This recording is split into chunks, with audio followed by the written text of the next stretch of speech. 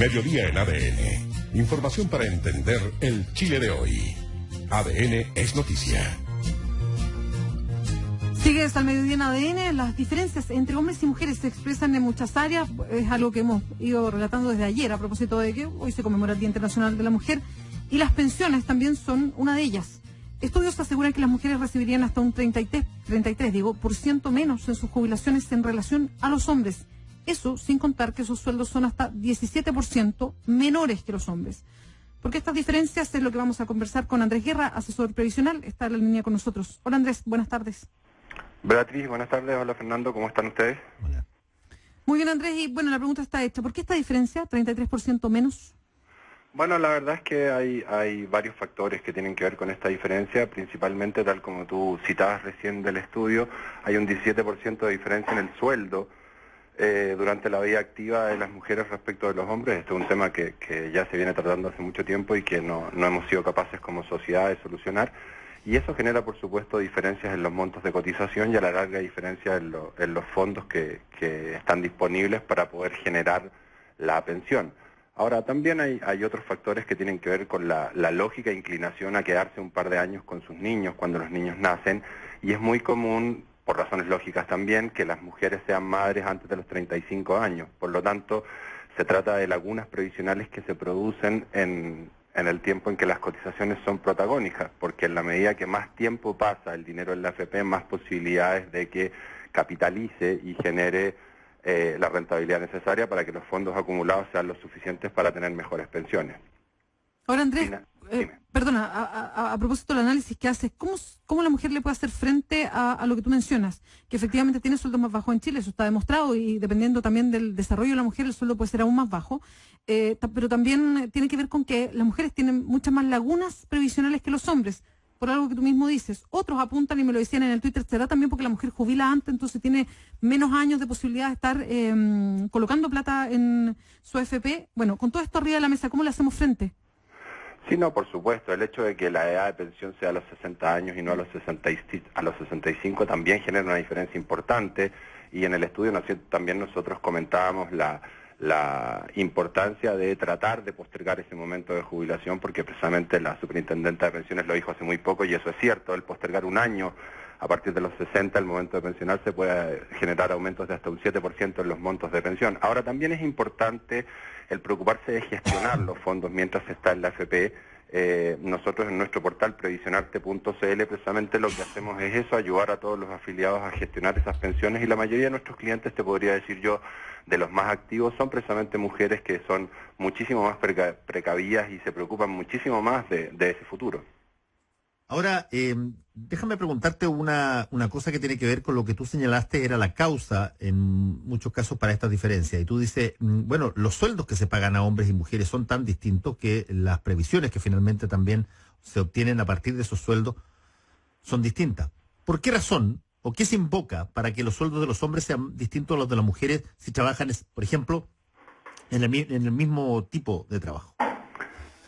A ver, Fernando, la verdad es que en términos personales tengo que decirte que no encuentro ninguna razón objetiva para que esto sea así. Lamentablemente, yo creo que las mujeres han demostrado largamente que son tanto o más capaces que los hombres para realizar cualquier tipo de actividad, independientemente de que empecemos a conversar de que sea una actividad específicamente de fuerza física. Pero sacando esa pequeña excepción, yo te diría que no encuentro una razón objetiva para una diferencia como esta, te soy absolutamente franco. Espérate, Andrés y Fernando, es que a lo mejor yo puedo contar una experiencia personal.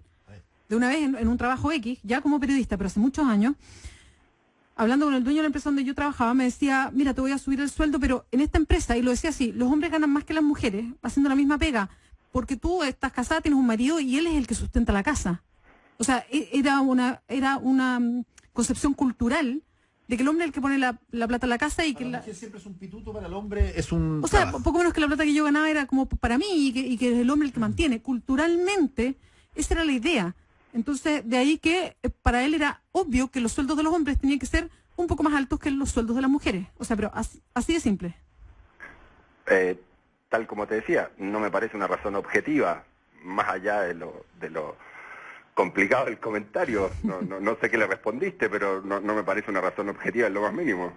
No, no es objetiva, y de hecho se ha intentado y han habido montones de ejemplos y experimentos. Me acuerdo de uno en particular que relatan Eduardo Engel y Patricio Navia en su libro Que gane el más mejor, que tenía que ver con lo raro que les parecía a una orquesta sinfónica, no me acuerdo en qué ciudad era, que cuando se postulaba a reemplazar a alguien, generalmente eran hombres los que reemplazaban a las personas que se iban, el primer violín o el, qué sé yo, el fagoto, lo que sea. Hasta que decidieron hacer un concurso donde las personas que decidían estaban detrás de una cortina y las personas que estaban postulando estaban al otro lado y se escuchaba tocar. Y uno daba instrucciones y se escuchaba tocar.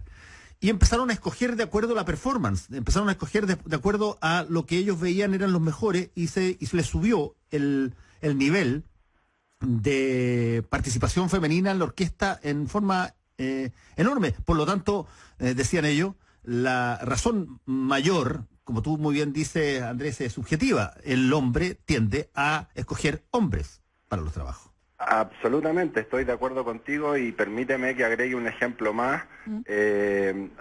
Hace más o menos 3 semanas leía un informe, no recuerdo en qué diario extranjero, y comentaba que los hedge funds, es decir, los fondos de inversión más grandes del mundo y que están acostumbrados a inversiones de riesgo, etcétera, los de mejor performance son manejados por mujeres, precisamente. Es un estudio que ya tiene 5 años de antigüedad. Mira todo. Sí, solo agregar a Andrés también que me impactó mucho cuando lo conocí hace muchos años. El CERNAM presentó un estudio, no sé si fue durante el gobierno de Michelle Bachelet o el gobierno anterior, presentó un estudio y muy detallado de la cantidad, a propósito de esta imagen que hay en los trabajos de que la mujer siempre va a faltar porque va a tener hijos y se va a tomar el prenatal y el postnatal y que después el niño se enferma y que si los niños se enferman en general faltan. Bueno, hicieron un estudio muy acabado respecto a la cantidad de faltas en el trabajo de los hombres respecto a las mujeres. Y los hombres faltaban más que las mujeres, sumando sus licencias médicas y sumando incluso la falta de las mujeres si es que quedaban embarazadas y tenían hijos. Entonces, ese concepto cultural que tenemos, que no tiene mucha atención con las cifras, respecto a que la mujer va a fallar y que por ahí va el que, como lleva la casa, como están los niños, su sueldo puede ser menor, en fin, es también algo que se maneja culturalmente, porque no tiene que ver con las cifras hoy día. Claramente estoy absolutamente de acuerdo y me parece que lo único que hacemos con cada uno de nuestros comentarios es reforzar la posición. No hay ninguna razón objetiva que genere algo así. Te repito, en nuestro portal, en previsionarte.cl, todo el tiempo tenemos a las mujeres siendo más precavidas y tomando las recomendaciones antes de lo que lo hacen los hombres, etcétera, estando mucho más atentas a lo que puede significar una diferencia en sus futuras pensiones. Andrés, lo último que te quiero preguntar es, ¿cuál ha sido el impacto del bono por hijo para las pensiones de las mujeres?